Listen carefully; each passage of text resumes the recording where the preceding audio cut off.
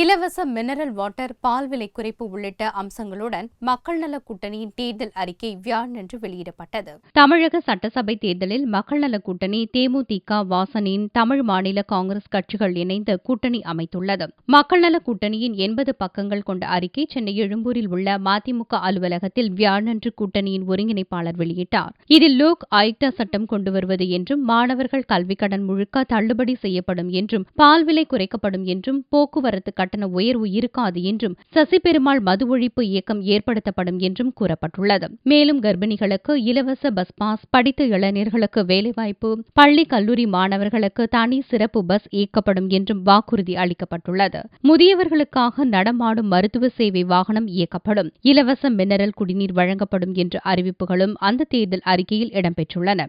அத்துடன் சில்லறை வணிகத்தை பாதுகாக்க மக்கள் நல கூட்டணி முழு முயற்சி செய்யும் வழக்கு விசாரணையின்றி சிறையில் அடைக்கப்பட்டுள்ள இஸ்லாமிய சிறை கைதிகள் விடுதலை செய்யப்படுவார்கள். மத நல்லிணக்கம் பேணப்படும். மதம் மாறிய தலித் கிறிஸ்தவர்களுக்கு தலித்துகளுக்கான சலுகைகள் வழங்கப்படும். இவ்வாறு பல அறிவிப்புகளை வைகோ வெளியிட்டார்.